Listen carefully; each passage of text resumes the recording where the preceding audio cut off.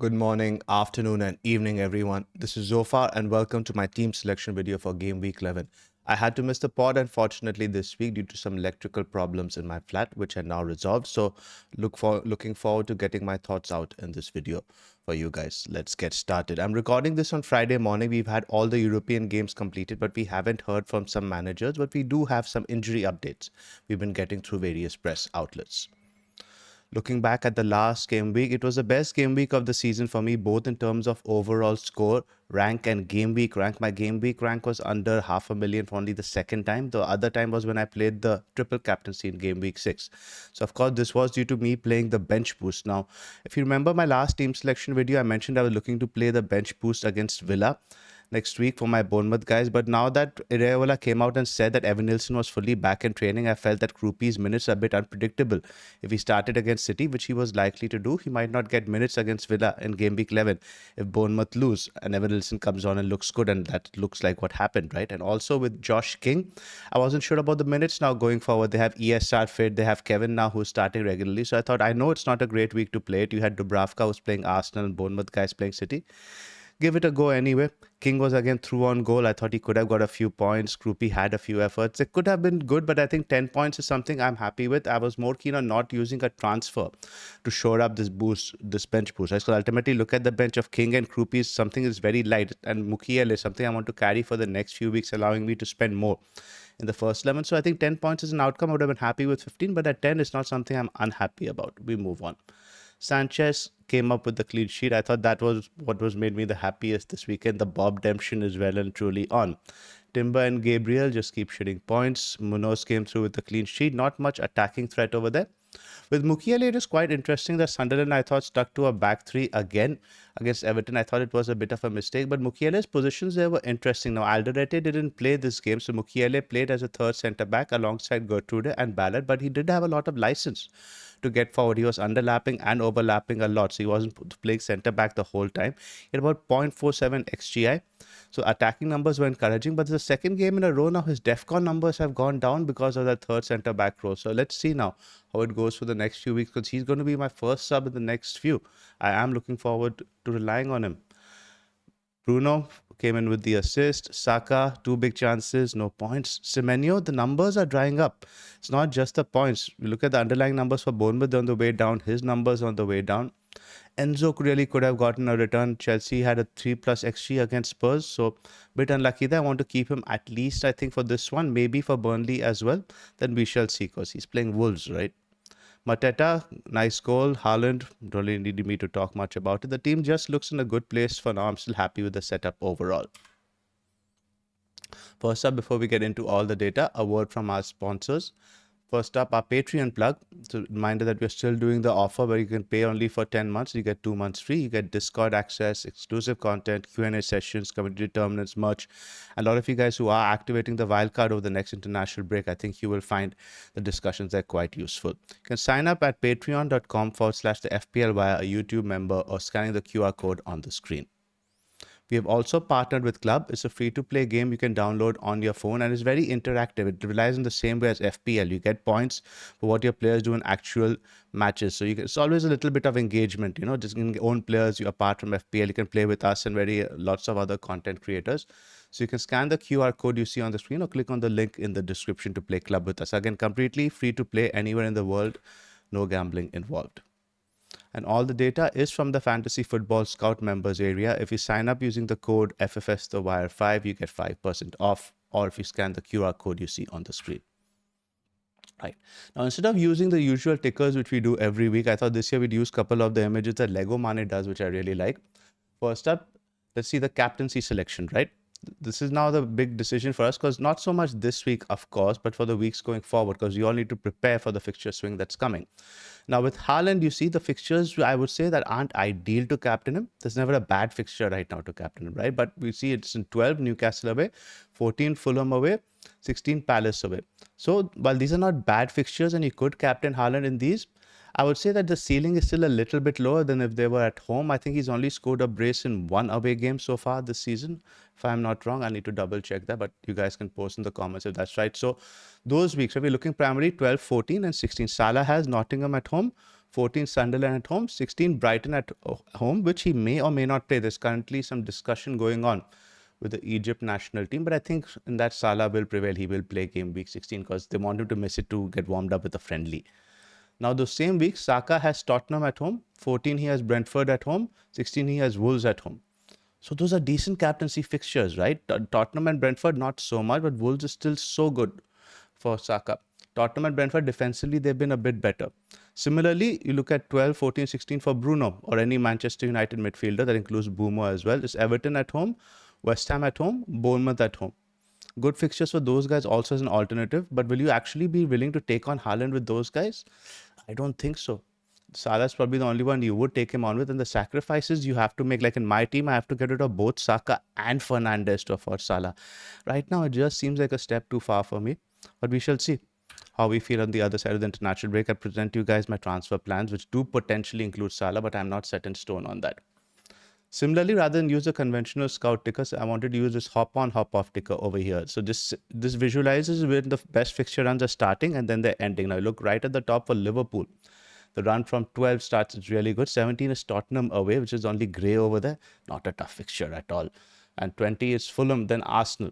So fixtures for Liverpool are good all the way till game week 20. Somebody like Soboslai does appeal to me. Just set and forget that spot. Eventually, he will get a few hauls. There will be a few 2-pointers, but set piece duty is playing more regularly now in the number 10 role, I think. He's on my radar. With Arsenal, it's interesting. Of course, the next two are good. Then you have Chelsea and Villa on either side of Brentford, which I think Villa is still fine, especially for your defenders. Similarly, Everton away. So it's a 13 fixture for Arsenal assets is potentially off-putting. I think Chelsea will probably score a goal at Stamford Bridge. So if you can free hit over there, the run for Arsenal is quite good all the way, I think, up to game week 20. With City, it's all depends on what you think of those Newcastle, Fulham and Palace away fixtures. You think those are good for points still, then the run is again quite good till game week 19. With Chelsea, the game week 13 fixture against Arsenal obviously is off-putting. Then you have 15 Bournemouth away, 17 Newcastle away. So fixtures, I think, for Chelsea, sort of, I think around game week 13 would be a great exit point because even Leeds on their own patch are quite good if you're not going to free hit in 13. Again, let's go back to, I think, what's another thing I wanted to highlight, and this goes back to the free hit discussion also over here.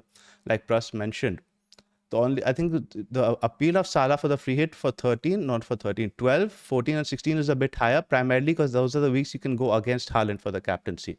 So let's look at what are the opportunities we can have with those weeks, because we need to pay attention to what other teams have good fixtures.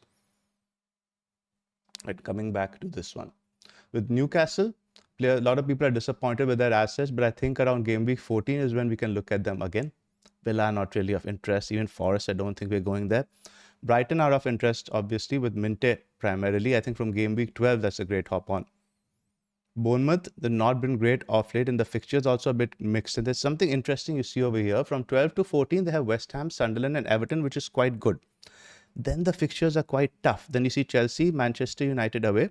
Burnley at home is good. Then you have Brentford, who's away. They're very good at their own patch at the G-Tech. Then Chelsea, Arsenal. So if you free hit now in 17, potentially that could solve a big problem with your Bournemouth players in the sense that you can get rid of them around game week 15 and then not think about them for, let's say, till like game week 22 afterwards. We have Semenyo, Senesi, it's a great point to sell them and then maybe free hit them in 17, something we can think about. Thiago is obviously of interest to a lot of managers with Gyökeres who still have their bench boost left to play, especially Newcastle, Brighton, Burnley, I think is good for the next three, decent option. With Fulham, the run toughens up a little bit. I think there's just Sunderland in the next four. That's good. Then you have a decent one, which also includes like Palace, Burnley, Forest, West Ham. 2 away games against Burnley, West Ham. I don't really like. Even Palace will score. So Anderson, somebody I am looking at, but not great. Palace next 4 are good. Then they have Fulham, Man City, Leeds, Tottenham, Fulham again. So whoever team, which 15 and 19 are mirrors of each other. That's why you see those short terms. So whoever has a good fixture in 15 will also have a good fixture in 19. Apart from that, Man United again after the international break, you see Everton is good 12, then 13 again. The appeal for the 13 free hit is you can get your Man United players out who are away to Palace. Then the run again is quite good. That's about it in terms of the fixture ticker. See if you guys found this useful in terms of making your future plans. Now the blanks and doubles, which we spoke about last time, it's not been confirmed that there will be no blanks or doubles in the first half of the season. Arsenal and Palace are being made to play their fixture right after the Premier League game on the so the Premier League games are on the Sunday. They're both being made to play on the Tuesday. The date change they have requested is they want the game which is on Sunday, the Premier League game, to be moved to Saturday, so they have 1 day more rest for that Carabao Cup game. But eventually, what it means to us is just a bit of fixture congestion for Palace and Arsenal, primarily Palace. But what you can see down here is now you see Palace all the way till game weeks 18, 19, 20, I mean 21, they don't have a single free midweek. That is absolutely mad. That's a lot of fixtures for Palace. And like you saw last night, they're not rotating at all. They're playing their first string every game. And game week 16, I think they'll be losing Sar as well. So we need to keep a close watch on the Palace assets. Apart from that, I think like you mentioned, the Arsenal one is not as bad because you see they have that around 5 slot free over there. Between Wolves and Everton, they don't have the midweek game where Palace have that Carabao Cup game. Now again, teams to target, you guys probably saw this on the pod. In terms of projected goals, the top 3 are clearly Liverpool, Arsenal and Man City. With Man City, we're always looking for a second entry point, right? Maybe Foden or Cherky, one of these guys can become options because the fixtures you see from game week 13 onwards are really good for goals. Arsenal's goal run remains quite consistent. Liverpool, the real purple patch is between 12 to 16 when we want Salah. Now looking at those free hit weeks, right? We discussed at 12, 14 and 16. Let's see which other teams are good in those weeks. In 12, we have Chelsea away to Burnley. Not great if you ask me.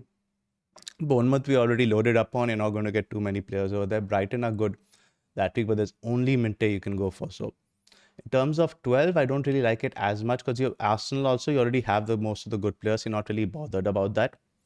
In terms of game week 14, it's a little bit interesting. But again, you look at that Arsenal players, you already have most of them. Manchester United players, if you already have a Bruno or Bumo, you could potentially double up. They play West Ham. It's a good fixture.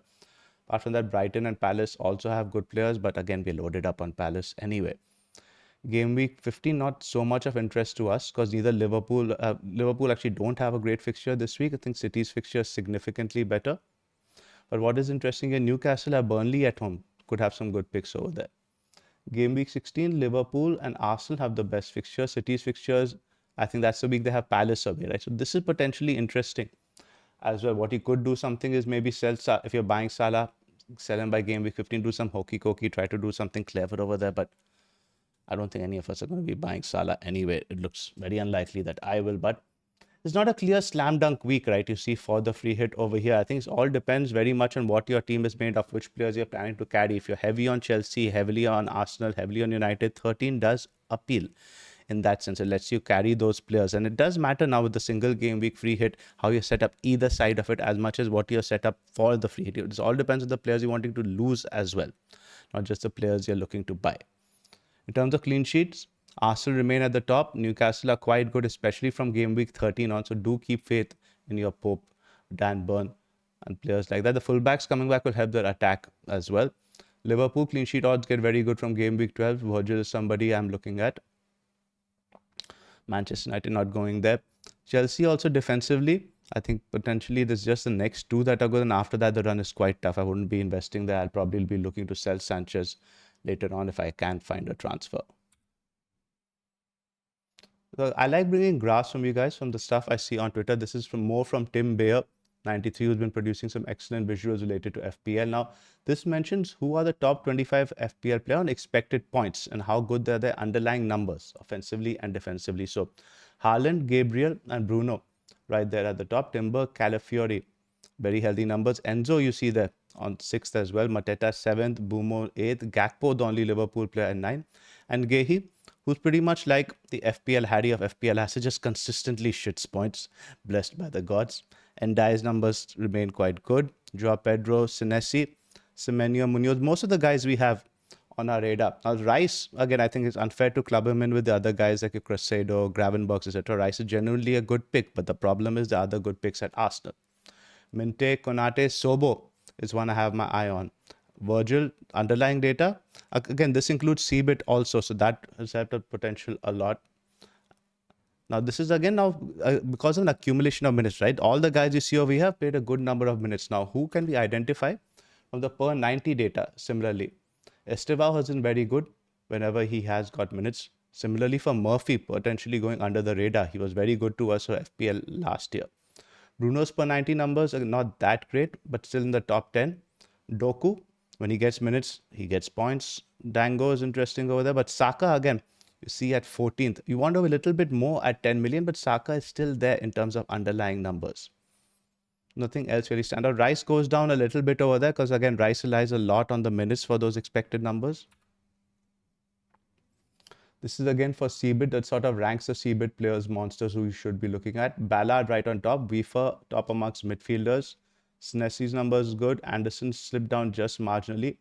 Then you have Tarkovsky, Casemiro, Caicedo. Not really guys you're interested in, right? Mukiele has dropped down because of what I mentioned in the last, right at the start. Lacroix numbers remain good, about mid-table, not so significantly different from Richards. You don't see Munoz anywhere here. He's not as good for DEFCON. So Chalobah you see over there, in terms of the Chelsea defensive players, I think he's the most reliable one for DEFCON over there.